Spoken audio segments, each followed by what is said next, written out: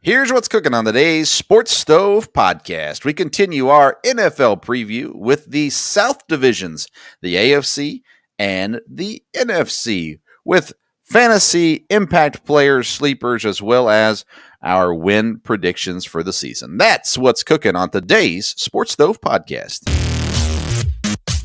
From Belly Up Sports and the Belly Up Podcast Network, you're listening to the Sports Stove Podcast with your host, Vince Stover. Welcome in to a new edition of the Sports Stove Podcast, presented locally by IPM Pest and Termite, Central Kentucky's neighborhood pest professionals. Welcome into the new program. We are continuing our NFL preview series with the South divisions. Joining me, as he has been in all of these episodes, is my dad, Dale Stover. Dad, how you doing? Doing good, doing good. It's exciting. Football got started with preseason last week, and won't be long before the real games will be here. That's right. We're getting much, much closer all the way around. And definitely excited about what is ahead. We're talking about the South Division today and some things to get to in that. We'll get to that in just a moment. Dad, there was some breaking NFL news today.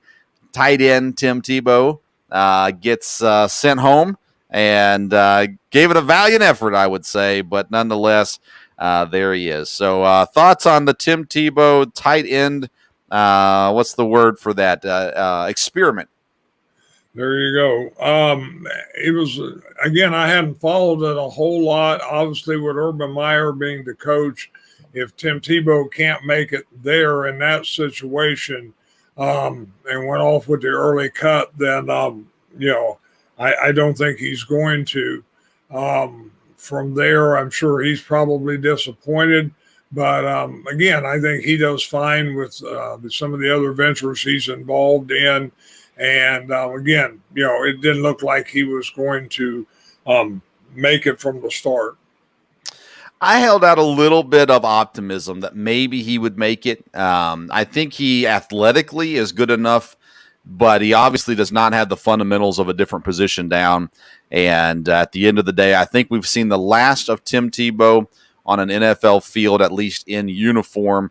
And on he goes back to his life in the booth. And he'll be, I'm sure, on all the SEC stuff again, ESPN and things like that. So valiant effort, good effort, Tim. One of the things that was brought up by Aaron Torres on Twitter, I was actually getting ready to make a post similar, and Aaron Torres beat me to it, so I just retweeted him. But everybody talks about mental health and the importance of mental health. Yet, when Tim Tebow fails, boy, those same people who scream, we need to be careful and be kind and be cautious and aware of people's mental health are the same people mocking, teasing, and trashing Tim Tebow for playing football. So good job, people. Way not to be hypocrites. It's an interesting world that we live in, isn't it, Dad? Yep. But nonetheless, we are excited today to talk some more football. We want to welcome in some new listeners to the podcast.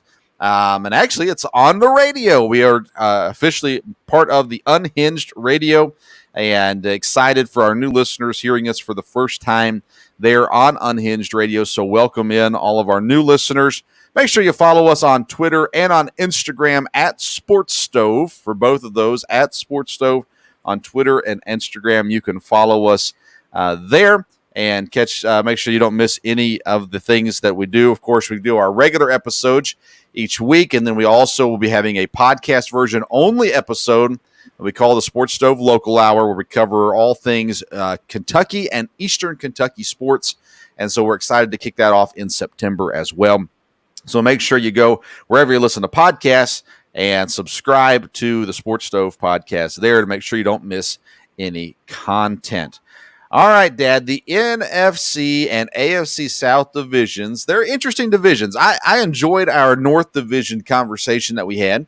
A lot of interesting teams and up-and-coming teams in the North Division. The South Division's interesting. I think they're kind of different between the NFC and the AFC South. The NFC is a little bit more competitive from top to bottom, at least I think it is.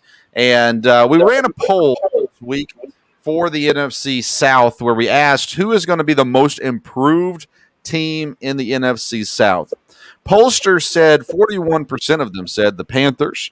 35% said the Buccaneers would be the most improved team, which I thought, well, they won the Super Bowl. How can they be the most improved team? But they got the second in the polls, and then the Saints and the Falcons both at 12%. Dad, when I asked this question, in my mind, it was going to be between the Panthers and the Falcons. One of them would be the most improved teams. The Falcons with a new head coach, with some changes with the personnel, with Julio Jones gone and the big draft pick of Kyle Pitts. And then the Panthers, you got a new quarterback, kind of trying to carry on the momentum that the Carolina started with last season. Hopefully they're healthy and things like that as well. Most improved team in the NFC South. Who would you go with?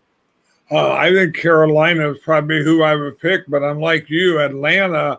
I think Atlanta may surprise people. They've been down, and, you never know. They may stay that way, but the division's probably in some ways can be a little more competitive than it has been for them. But I think Carolina is poised with their coach and with everything there, and we'll talk about them, I'm sure, in a little bit. Carolina's who I would have said. All right. Well, let's start with the NFC South. We're going to start with the Atlanta Falcons. And key additions to the team. Listen, there's other additions too, but it really comes down to Kyle Pitts in the draft. He's the main big addition. Of course, they had the big subtraction when you talk about losing Julio Jones. They also maybe downgraded, I think, at running back. Mike Davis is there, but they've got, they lose some people there as well. But they bring in a new football coach, and that's going to ideally change things around there in Atlanta. They lose some really good players. I think Atlanta is going to be better than most people expect. I'm interested to see with the new coach how that has an effect. I've always had the philosophy, if you have a team that brings in a new head coach and he's an offensive-minded head coach, the first year is going to be better than the second year. So the first year is when they come out and kind of can surprise people a little bit, do some things that are unexpected there. So that's kind of what I expect there. I think Matt Ryan will have one of his best seasons in a while, and he's been a very consistent quarterback. I compare him and Stafford kind of in the same category. They don't get a lot of love. They don't get a lot of appreciation. But at the end of the day, very, very good quarterbacks. And I think that Matthew Ryan is going to be a guy that is going to show out this year and be rather impressive this year with the tools that he has to play with. They've got a good receiving core.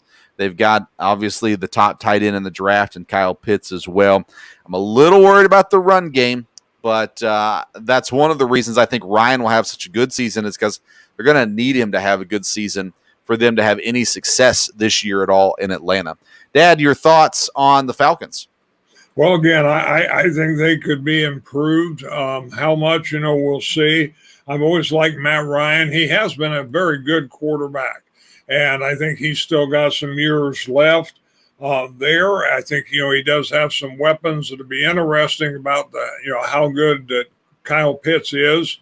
And especially right off, but that could make a big, big difference there. And they have several good players. You're right about the run game. Probably it'll come down, and I don't know exactly where they're at on the offensive line.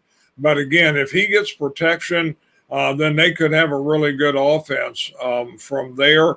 Their defense will need to play well. But again, I think in the division they're in, again, that'll be a key. But I think Atlanta can be better than they've been the last few years. Arthur Smith comes in from the Titans. While at the Titans, the tight ends were used a lot. Jonnu Smith had some great years there, which led to a good contract in New England. Delaney Walker before him as well. And that's Arthur Smith's kind of niche, so to say. He was the tight ends coach before he was the offensive coordinator in Tennessee. And so now he comes to Atlanta. You give him Kyle Pitts, who's basically a receiver in a tight end's body. You give him Calvin Ridley as well. You give him Matt Ryan, and you expect him to do something with it. We talk about the division, and we'll continue to talk about the division here in a second. But outside of the Buccaneers, this is a division that is open, right? I mean, I think most people think the Buccaneers win this division. The other teams, in my opinion, are very close in talent, very close in winning ability, and it's going to be an interesting fight for second place in the division. And I think Atlanta is going to be right in that fight. As a matter of fact, I think they're going to be a little bit better than that. We'll get to that in just a second. Let's talk about some fantasy impact with the Atlanta Falcons. I've got a couple guys. Matt Ryan is in there. I already said I think he's going to have his best season that he's had in a while. Calvin Ridley, I absolutely love at wide receiver. He is the number one wide receiver. And I think even if Julio was there, and again, in Julio's prime, Julio was one of the best receivers in the NFL. But last year, I think Ridley started to take that role over, and will do fine there. And then I think Kyle Pitts, the tight end, is going to be impressive in year one as well. I think he's going to get a lot of catches and some touchdowns to go with it as well. So those are the three studs that I'm looking at fantasy-wise. How about you? Yes, those are the three guys there, and they're all guys that I think can and should be picked fairly high. Again, I think Ryan is really dependable. He's not one of the top 3 or 4 quarterbacks that'll probably be taken, but you're not going to be hurt if you get him as your quarterback. If you've got some other good players earlier. Ridley, I've had him before. I like him. I think he's getting better and better.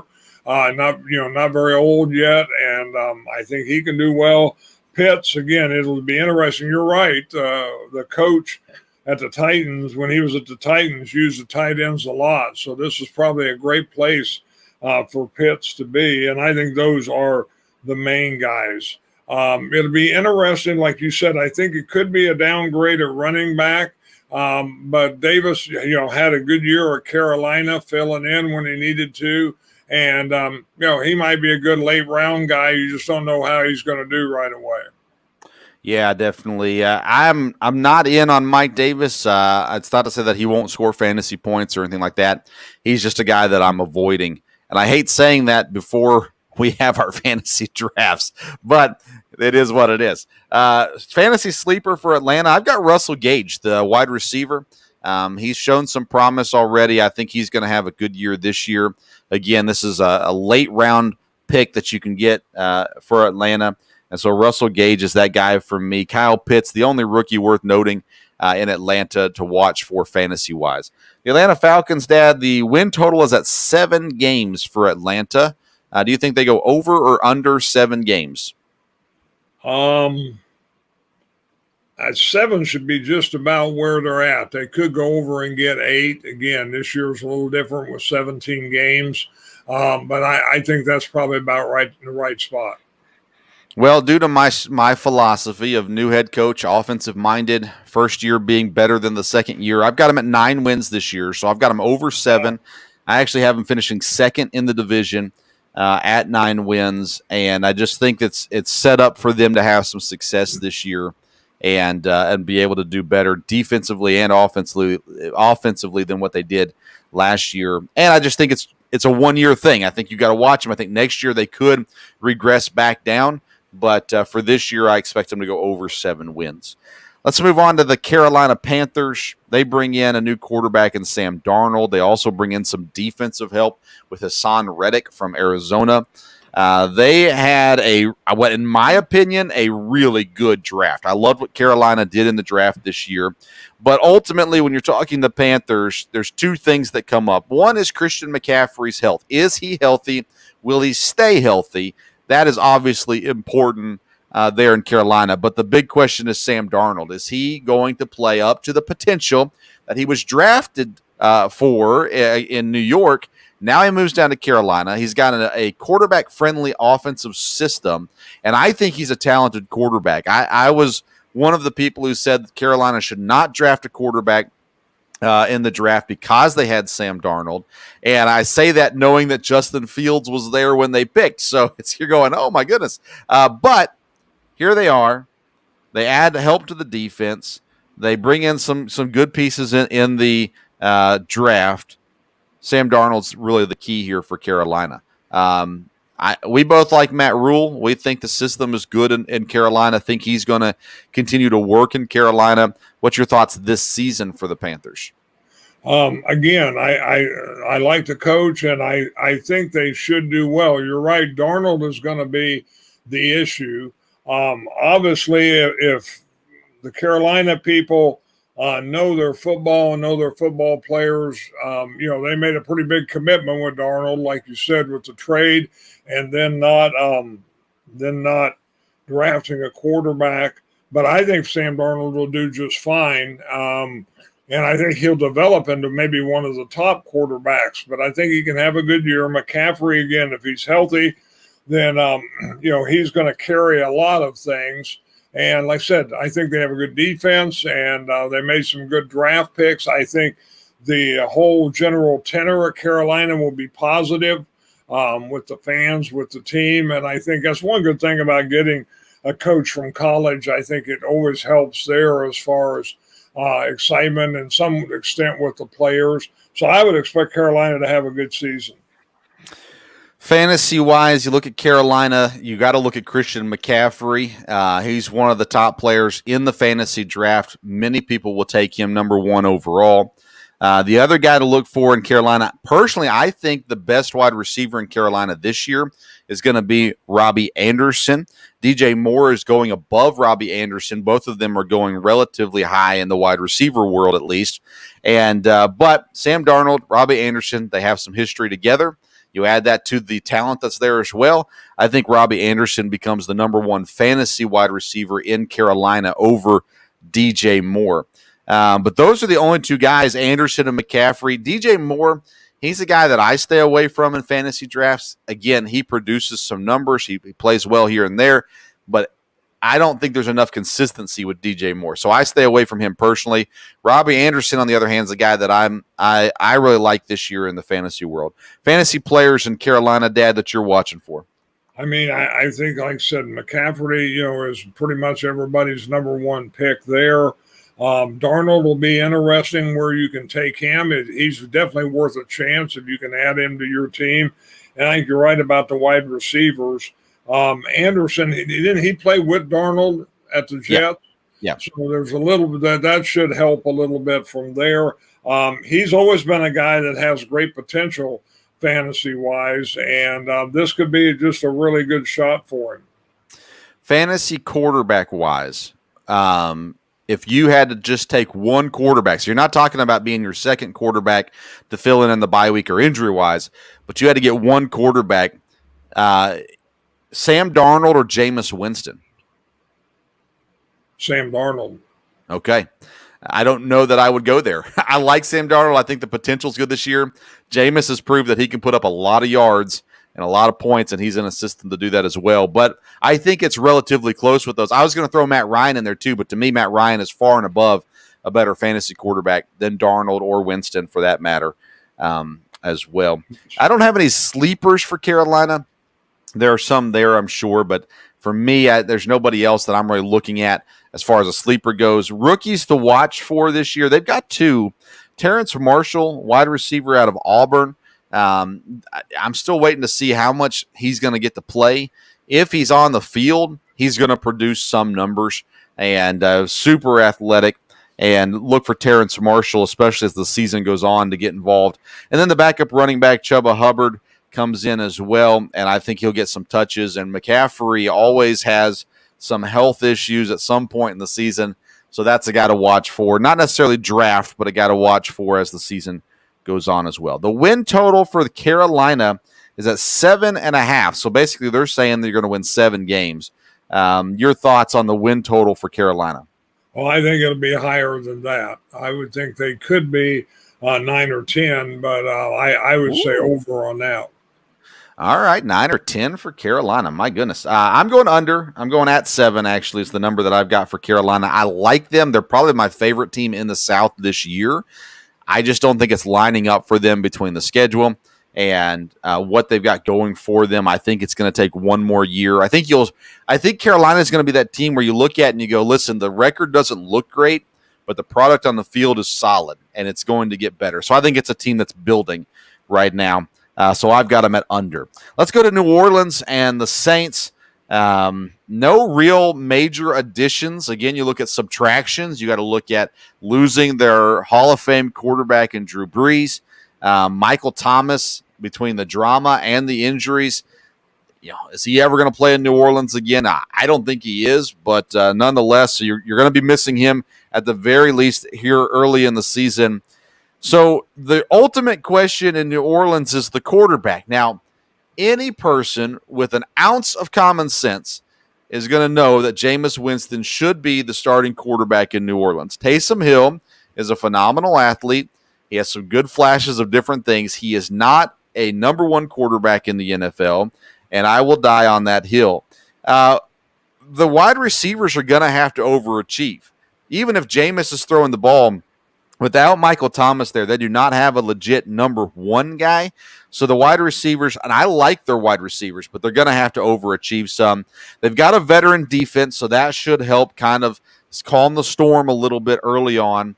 But the system is what the system is. It has worked. It has produced offense, points, yards, all that kind of stuff.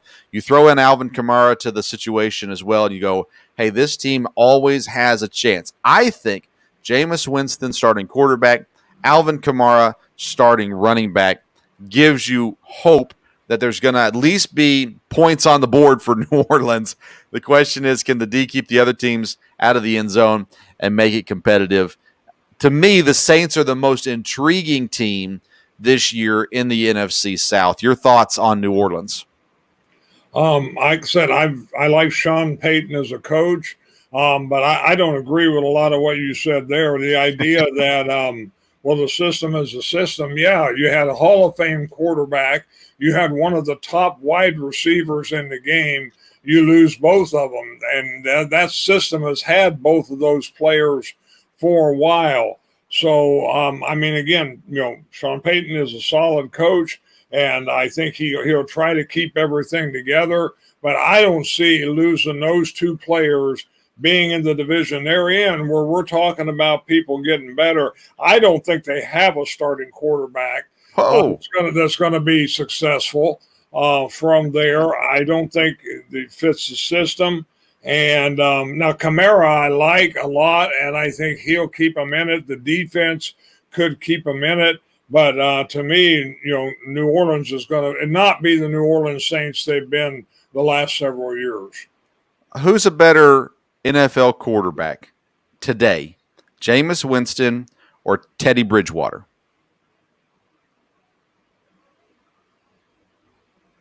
I'd say Bridgewater. All right, so Bridgewater, you remember, played and went undefeated when Breeze was injured at New Orleans. He went 4 or 5 games. I don't remember which one. Did not lose a game while Breeze was out.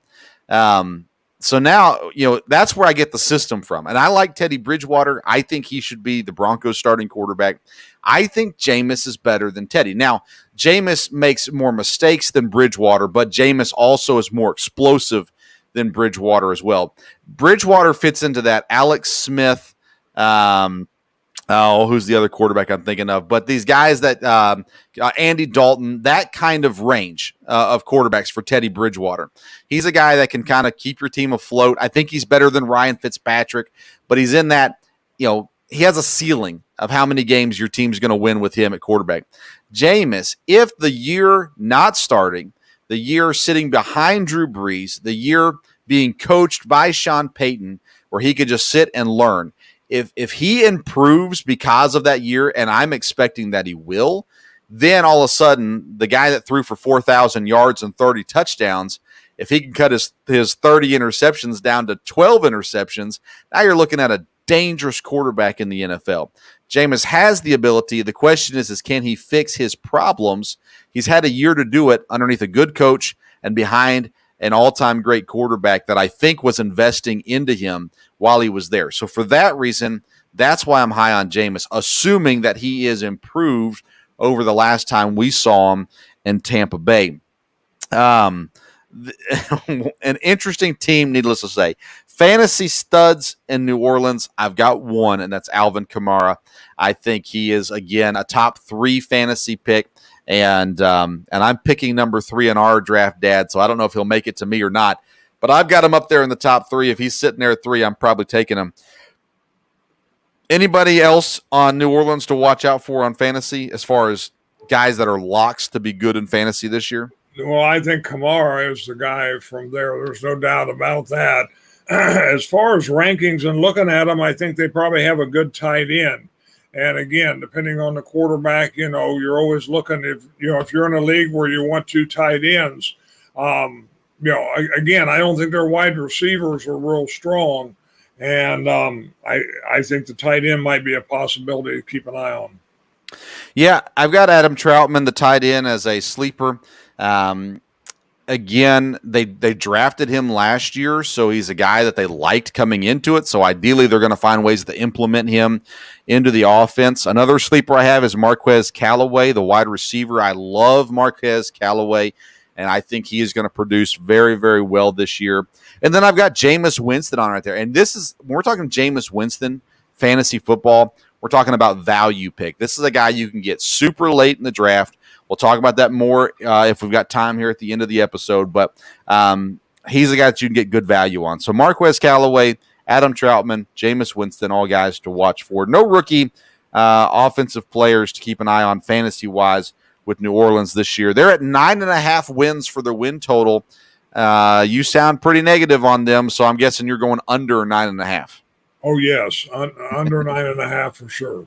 I was surprised to see that number. 9.5 I thought was high expectations there for the Saints. I'm going under, but I think they're at 8 wins. I think they're third in the division and come out of this season again. I think that they get the answer one way or the other if they have their quarterback for down the road or not, whether it's Jameis Winston or they have to go out and draft someone at another time. All right, let's get to the Super Bowl champion, Tampa Bay Buccaneers. Boy, I hate saying that. Not any big additions in Tampa.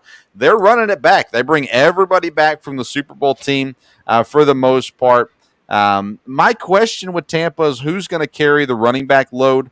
We saw Leonard Fournette kind of, in my opinion, separate himself from the other running backs. But they bring in some help with Giovanni Bernard, and he's an interesting piece that has played an interesting role for Cincinnati. Now you add him to Tampa with Ronald Jones and with Leonard Fournette as well. So will there be a consistent running back there? Will someone advance themselves and get the opportunities? Then the other question is Tom Brady. Will he start declining? He's declined some, but not much to this point in his career. And so the question is will we see that drop off? Because typically with these older quarterbacks, they play okay, and the next thing you know, all of a sudden, they're just bad. The arm strength's gone and all that kind of stuff. I don't think that's going to happen with Tom this year, but nonetheless, that's where the question lies. So your thoughts on Tampa? Will they defend the Super Bowl as Super Bowl champions? What's their outlook this year?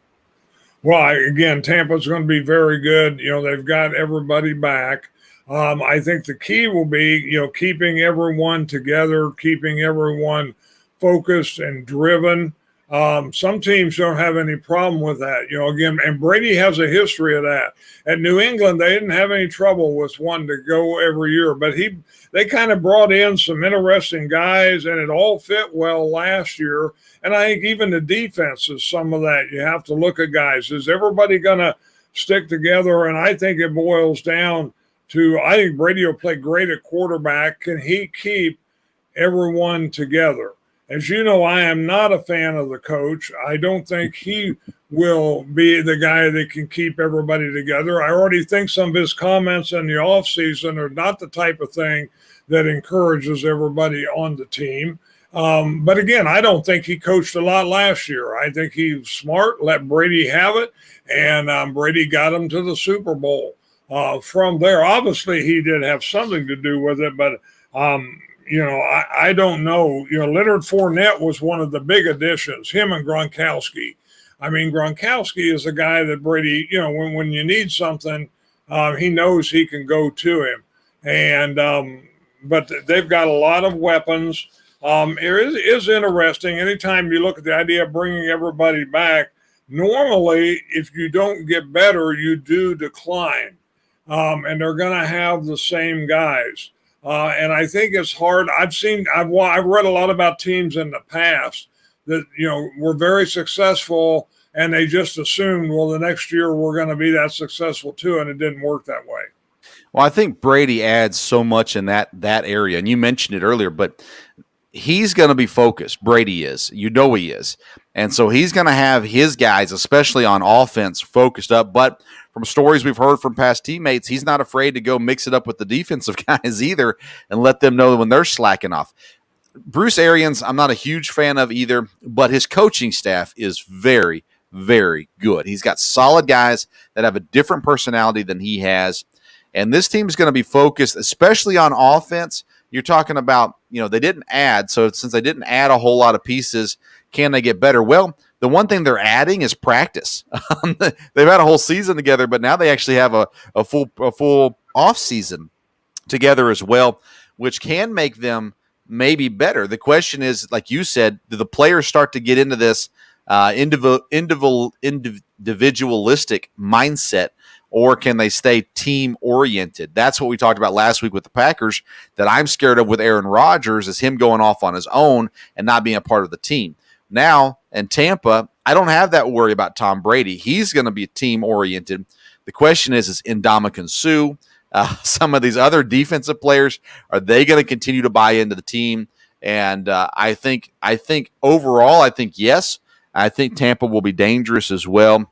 Let's go fantasy football-wise with Tampa. As far as the studs go, I've only got 2. I think they'll have a lot of people contribute fantasy football-wise, not knowing how much of the load the running backs are going to get. I'm not putting any of the running backs in this. Tom Brady, as good as he is, he's going to put up some stats. I still worry about his fantasy value, and not sure that I love Tom Brady as my fantasy quarterback. So my 2 guys that I've got are 2 receivers, and that's Mike Evans and Godwin. And those are the 2 guys that I just think you got to watch for on the fantasy-wise. Both of them get their numbers. Antonio Brown's still back. He's going to get some catches. But overall, it's going to be those 2 guys, Evans and Godwin, that are getting the big load. Any other guys? Gronkowski, you mentioned as a guy that's important to the team. Fantasy-wise, Gronk is irrelevant. So the running backs is the question, and Tom Brady's the question. Your thoughts on fantasy stuff for Tampa? Well, obviously the 2 wide receivers. I don't think Brady, again, fantasy-wise, is one you take in the top 3 or 4. But, boy, the way they did last year and, having everybody back, I don't think you'd be hurting for him to be your number 1 quarterback from there. Same way with Leonard Fournette. I think he's going to score touchdowns. And he's going to rack up some yards. I mean, he's going to be effective when he's in there if the offensive line plays like they did last year. So I think he could be very good. Gronkowski's going to score touchdowns. Not to get a lot of receptions, probably not a lot of yards, but I think, he is going to get his touchdowns. Is something to look at there. Fantasy-wise, their defense was phenomenal last year. They should be a good defense again this year. From there, a guy that was supposed to be real good last year, but I don't think did as well, and I don't know if you really call him a sleeper, is O.J. Howard. Again, Gronkowski's going to be in on some of the plays, but I think he could be a lot better there. And not only do I call O.J. Howard a sleeper, he is my sleeper for Tampa at tight end. Gronk, listen, to me, Gronk is maybe a tight end that you pick up if you got a guy injured, you need a guy for 1 week. He's just not going to be consistent. He's not going to give you the points consistently that you need. O.J. Howard is athletic, he's talented, and due to injuries and different things, he's not had the full opportunities yet, especially with Tom Brady. So I think this year is the year for O.J. Howard. If, for some reason, O.J. Howard can't find a way to be effective this year, then I think he's done for as far as fantasy relevance go. Tampa Bay win total 11.5. Your thoughts on that? I think they'll be over that. I think they'll be 12 or 13. Yep, I got them at 12 wins. I think there's going to be some bumps along the way. Part of that's going to be maybe if some guys don't take a team seriously and they come out and get beat one day just because they weren't ready for that team there. So I've got them at 12 wins as well. All right.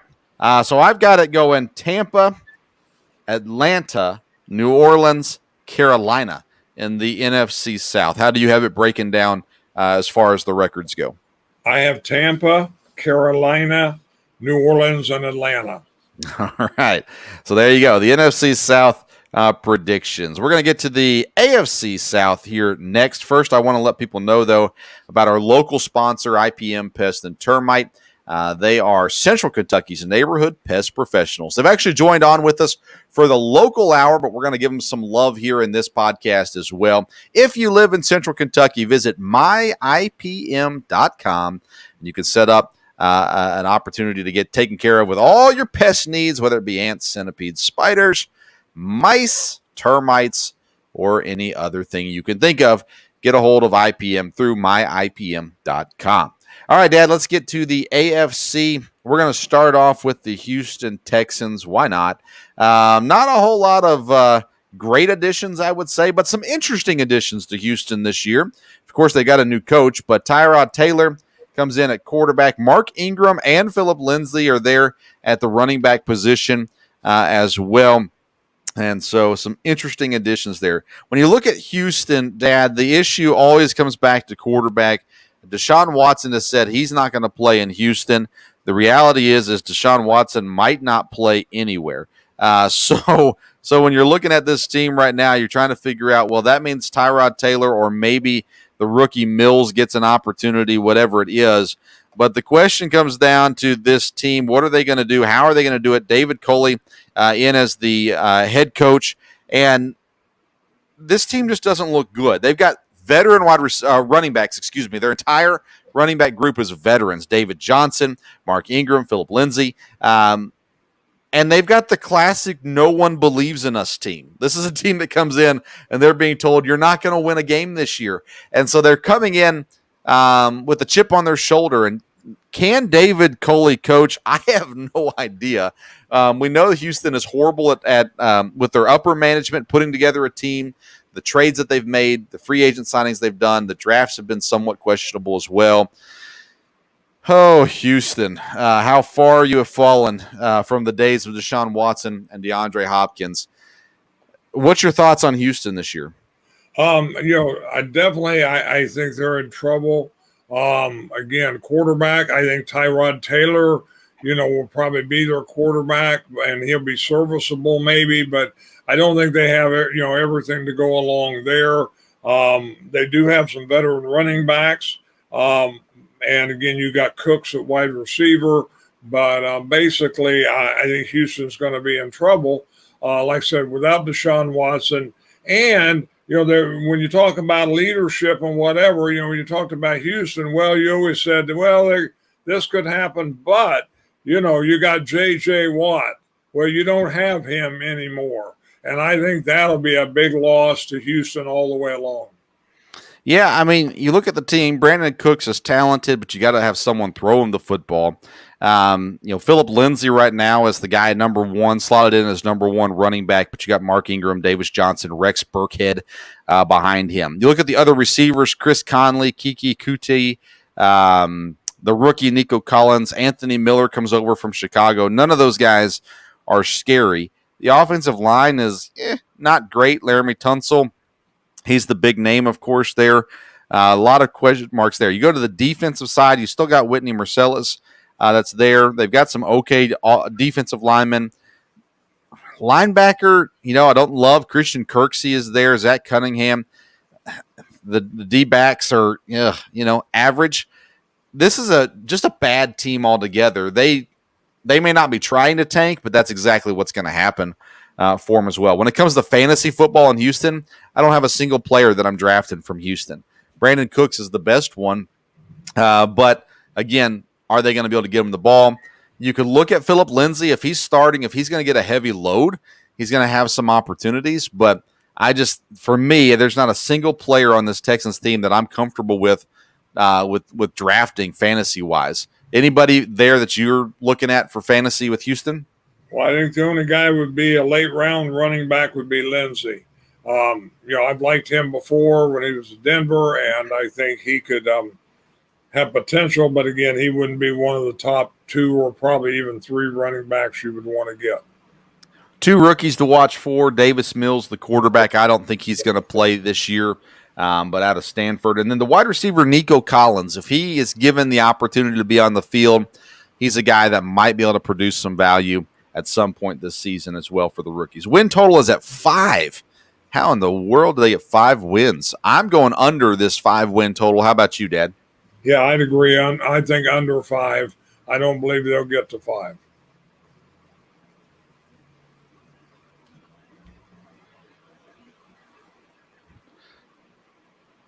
One win on this team. I mean, I don't know. My guess is we'll be sitting there and trying to figure it all out at some point in this season. So, all right, let's get on to Indianapolis. I'm having internet issues, so I want to make sure we get through this. Indianapolis Colts, they bring in quarterback Carson Wentz. Oh.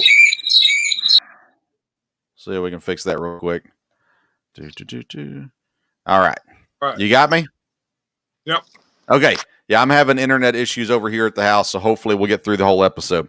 The Colts bring in Carson Wentz, and he's injured, so we're not sure what's going to happen there.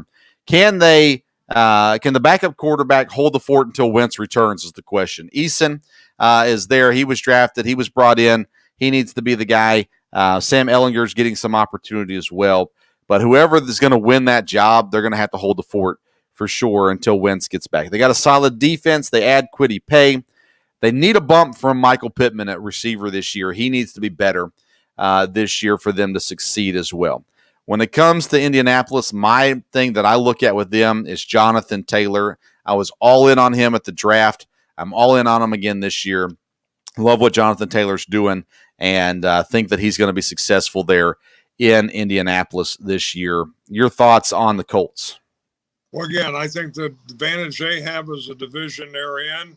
Again, they have a very, very good defense, should be able to keep them in it. I do hope Carson Wentz, gets back quickly just to see what he can do. But like you said, Taylor's very good. And Indianapolis, hopefully, depending on who their quarterback is, we'll be able to get through a couple wins early and then really get going. Fantasy-wise with Indianapolis, for me, it's Jonathan Taylor. Carson Wentz, depending on when he's going to get back, is kind of a question mark for me. But right now I'm looking at Jonathan Taylor as the guy in Indianapolis to get at fantasy-wise. I like Carson Wentz, and you're going to be able to get him at value this year. I like T.Y. Hilton. I think he's going to have a good season, not as a fantasy stud, maybe more as a sleeper. And I like Michael Pittman as well. I think he has to get better, right? So I kind of got him in that sleeper mold as well. Fantasy-wise in Indianapolis, who do you like? Well, again, Jonathan Taylor is the main guy you look at. When you look at defense, they have one of the better defenses from there.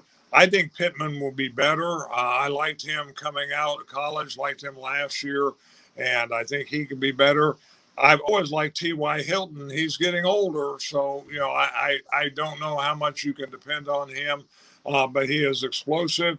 And their tight end's been reliable, Doyle, over the years. So those kind of guys to look at, but Taylor's the guy you want. I still cannot believe they haven't traded for Zach Ertz at tight end with him wanting out of Philadelphia. It looks like right now he's not going to get out of Philadelphia, but I just thought it made sense for him to go to Indianapolis there as well, but didn't happen. The whole season, when you talk about win totals, comes down to Carson Wentz, in my opinion. Their win total, the last I checked, was at 10, and I think that's lofty with Carson Wentz injured, and you're not sure exactly when he's going to be back as well. Is Eason going to get you 10 wins? I don't think so. Is Sam Ehlinger going to get you 10 wins? I don't think so.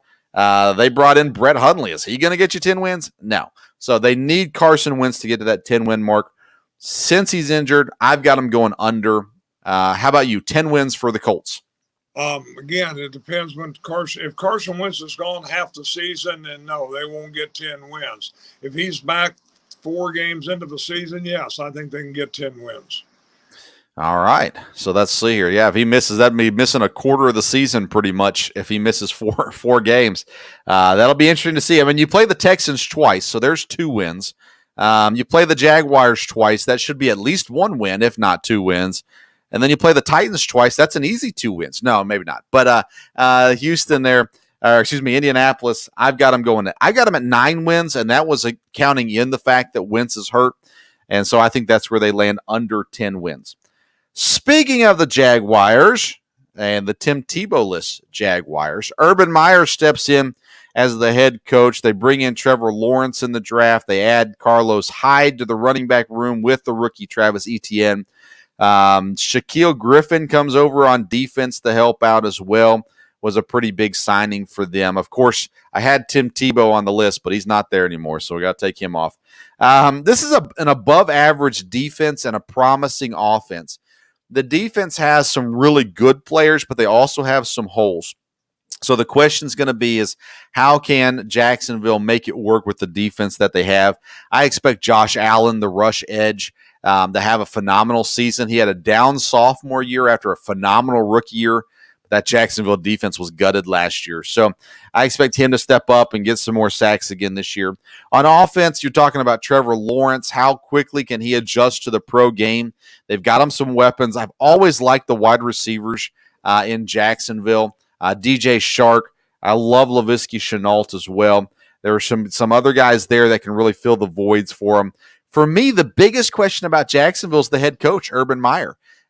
Does he transition offensively? Does he transition to things that work in the NFL? Can he make it work with Trevor Lawrence? I think Lawrence is a good quarterback, but let's face it, rookie quarterbacks, especially at Jacksonville, don't have everything they necessarily need to succeed. So it could be a rough year in Jacksonville as well. Your thoughts on the Jacksonville Jaguars? Well, again, like I said, it falls a lot on Urban Meyer, but again, he's got a good staff.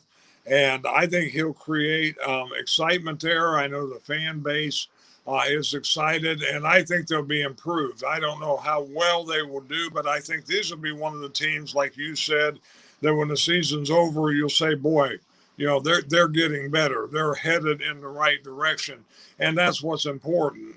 Trevor Lawrence, is a rookie quarterback, but you don't know. He's got ability. He's won a lot of games. And if you get things going, you've got, the running back that's really good. You've got some wide receivers. Actually, you got two running backs that are pretty good. And again, if their defense keeps them in it, I think they'll be improved. I'm not sure how much. Yeah, the defense is the concern for me outside of the coaching staff and what they can do with it. Trevor Lawrence, to me, I put him right up there with Deshaun Watson as far as my confidence that he's going to be a successful quarterback coming out of the draft. He's right up there with him. Everybody's compared him to Andrew Luck and the promise that he had coming out as well. Lawrence will not be the issue. The issue will be other areas of the team as well. They've got a decent offensive line, so I don't expect that to be too big of a problem. Last year, you mentioned it, James Robinson at running back had a phenomenal year last year out of nowhere, surprised everybody. Now you add to that Travis Etienne, who's going to get some pass-catching opportunities out of the backfield as well. When it comes to fantasy players in Jacksonville, I think Trevor Lawrence is going to be worth keeping an eye on. I think James Robinson is going to be the stud at running back for Jacksonville. And I think Laviska Shenault is the guy to get as far as wide receivers go. I'm a big DJ Shark fan, and he's going to get his catches. But for me, Laviska Shenault is the guy fantasy-wise in Jacksonville to have with the wide receiver position. Tight end-wise, don't love what they got there. So I'm going quarterback, running back, wide receiver in Jacksonville when it comes to fantasy football. How about you, Dad? No, I think that's exactly where it is. And it's interesting from a fantasy standpoint, where do you pick Trevor Lawrence? Where does he fit in from there? If you wait and he turns out to really have a great year, again, you pick him early and he doesn't. That's probably an interesting question. Robinson and Etienne, interesting to see where we go with those two. Again, I don't know what the plan will be at Jacksonville, but that might be a real good two-headed running back situation where they switch them in, keep them fresh. And I think they're somewhat the same style to an extent. And like I said, Robinson was really good. And again, I think Shenault, has real potential wide receiver. Yeah, I'm huge on Shenault. You're talking about Trevor Lawrence, where you draft him. It kind of depends on the kind of league that you're in. If you're just in a one-year league, you're not taking Lawrence early. If you're in a keeper league, a dynasty league, then you're looking at Trevor Lawrence much earlier in the draft than you would otherwise because of his potential down the road. But if you want to win this year, I'm not sure Trevor Lawrence is the quarterback to do it for you. But who knows? I could be wrong, and he might be the greatest thing. But he's a guy I'm definitely keeping an eye on. When it comes to rookies, Lawrence and Etienne are the two guys. Both of them are going to give you some numbers this year. I think Etienne you're going to see the most of him in pass catching opportunities. He will obviously get some carries, but I think he's going to, if you're in a PPR league, Etienne is going to be, I think, at least somewhat valuable for you there. Jaguars win total, Dad, is at 6, one game above the Texans win total. Do you think they go over or under in Trevor Lawrence's first year? I think they go over and get 7. All right, so I've got them right at 6. Looking at the schedule and everything there, it's not easy. So that's where I've got them at 6 wins. It wouldn't surprise me if they had 7. It wouldn't surprise me if they had 8 even. But I think I've got them at 6 wins there. All right, let's get to Tennessee. Tennessee Titans, they bring in Julio Jones. He was the big get this offseason. They also bring in Bud Dupree over on the defensive side of the ball. This defense should be stout. I think the offense is going to be worse this year than last year. And they were good last year. So it doesn't mean they're going to be bad. I just think they're going to go backwards on offense, even with having Julio Jones, A.J. Brown, Derrick Henry, and Ryan Tannehill. And my reason for that is I'm afraid Ryan Tannehill is going to think that he's going to have to get the ball to Julio Jones, and he's going to have to get the ball to A.J. Brown. And they lose out on that stud tight end. No more Jonnu Smith there either. And so my fear has been the Titans offense goes away from what they're best at, and that's running the football. And when you put all your eggs in the Ryan Tannehill basket, I'm afraid the eggs are going to get cracked. They have no quarterback depth, by the way. If Ryan Tannehill goes down, this team is horrible. So, and I'm not a huge Ryan Tannehill guy. So that being said, what do you think about the Titans this year? Well, I again, they've been strong. They've surprised me the last couple of years. And when you look at where they're at and where their strength is, I see no reason why they shouldn't do fairly well again this year. Tannehill, again, surprised me when they got him, but he's done well. I don't think he'll regress. Derrick Henry, I mean, the Titans always do strange things, but why in the world you would go away from Derrick Henry? And my thinking is use Derrick Henry like you've always used, and that helps sets up the pass. And now you got 2 guys that can catch it. There's no way they can guard both of those guys, and they both can go deep or they both can make moves. And I think Derrick Henry, I mean, I just can't see the idea of all of a sudden we're going to give Derrick Henry a lot less touches and try to just throw the ball. I think this will be a run the ball to set up the pass. And I think Julio Jones, as much as I'm not a Titans fan, could end up being a great addition. I don't think he's done yet. If he was Atlanta, I'd be high on him. And I don't think there's any reason not to be at the Titans. And Brown has been very good. Now, who they're going to have a tight end, I don't know. Their offensive line's always a little bit suspect because you don't know whether Lawan's going to be, at the game or suspended or in jail. You don't know. But aside of that, I think, I think the Titans, while I'm not a Titan fan, and I don't know how solid the coaching is there, and they did lose their offensive coordinator. So it'll be interesting to see, but I think they could do better than you think. Listen, I don't think they're going to do bad, all right? I just think they're going to go backwards. And they're in a weak division this year. With Carson Wentz hurt, it just makes it even a weaker division, which gives them opportunities. Todd Downing, the new offensive coordinator, he's going to be the one under pressure. I like Vrabel as a coach. I think he's a good coach, but he's a defensive guy. So now you bring in the offensive coordinator, and now the pressure is, hey, we've given you a Hall of Fame wide receiver, while on the other side, we got a wide receiver who thinks he's a Hall of Fame wide receiver. And then trying to get them the ball is Ryan Tannehill. When in the right system, he's great. But if you take him out of what he's good at, which is more of a game manager, and I know people are going to argue, oh, look at his stats. Fine.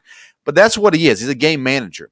And if you try to take him out of that where now he has to be the guy, that's where I get scared at. And I'm afraid that's what they're going to do. Derrick Henry's still going to get his touches.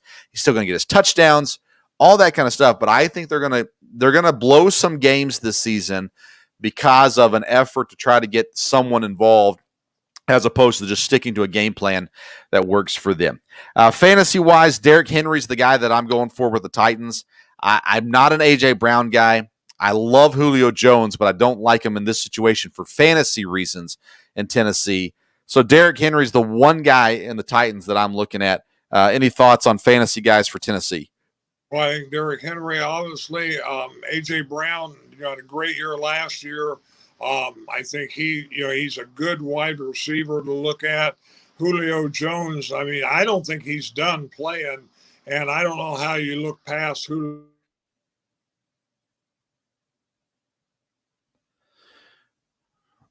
Oh, we lost Dad for a second there. But anyhow, that's just kind of where you look at from there. And Tannehill will be a late round quarterback. Yeah, I don't know. I'm just worried about the fantasy value of these guys. Now, not having a great tight end is going to help the receivers because they're going to have to be targeted more. But I'm worried about Tennessee fantasy-wise as well. No sleepers for Tennessee for me. No rookies to watch either. Their win total is at 9.5 wins. Your thoughts, over or under for Tennessee at 9.5? They could get 10. I'd probably say 9 or 10. I've got them at 10 wins. I've got them winning the division. And again, all this negative things I say about Tennessee, I still have them first place in the division. But I don't trust them in the playoffs or anything like that. I don't trust them in fantasy football. I just think with Carson Wentz getting hurt, that just sets the floor for them to win the division going into this season, because the Jaguars aren't going to win the division and Houston's not going to win the division either. So I've got it: Tennessee, Indianapolis, Jacksonville, Houston. What about you? I have Indianapolis, Tennessee, then Jacksonville and Houston. It's an intriguing division. It's going to be top heavy, I think, with Tennessee and Indianapolis. And, maybe we'll be surprised. Maybe Eason comes out and plays great for Indianapolis and is able to hold his own. And I mean, they drafted him last year, so they had to think there was some promise there as well. We'll see how all that goes. I think Eason beats out Ellinger, although there's been some talk about that as well. So that is the NFC and the AFC South predictions and fantasy impact players there for you as well.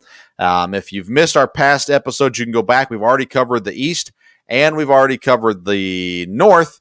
And then on the next episode, we'll be covering the last division, which is the West Division. A lot of interesting things going on there in the West as well. If you're listening to us on Unhinged Sports Radio, coming up next is the boys from High and Wide Radio. So make sure you stay tuned for them. I want to remind you to follow us on social media, Twitter and Instagram. Both of them are at Sports Stove. And lots of things going on there. We'll also cover a lot of local things. We start up high school football this weekend. And so I work with Jessamine County, Kentucky, and high school sports. So we'll be covering a lot of that on the Instagram page as well. But nonetheless, follow us there on Twitter and on Instagram. If you missed any part of today's episode, you can catch the entire episode by listening to the Sports Stove podcast, wherever you listen to podcasts. Dad, any closing thoughts? No, again, when you talk about fantasy football, as you know, I always like guys with cool names. Pick a kicker, go to Atlanta. Young Ho Koo. Doesn't get much better than that. Oh, boy. I had to talk about a kicker today. It is there. We've got an episode planned here in a couple episodes to talk more in detail fantasy football stuff. That'll be coming here, I think next week actually is the plan for that.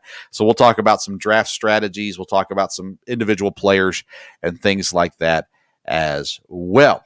Well, thank you so much for tuning in to tonight's Sports Stove podcast. Again, if you missed any of the episode, make sure you get to the whole episode wherever you get your podcasts there, the Sports Stove podcast. Follow us on Twitter and Instagram at Sports Stove. And if you're in Central Kentucky and you're having some ants, spiders, or any other pests, make sure you visit myipm.com and give IPM Pest and Termite the opportunity to earn your business, Central Kentucky's neighborhood pest professionals.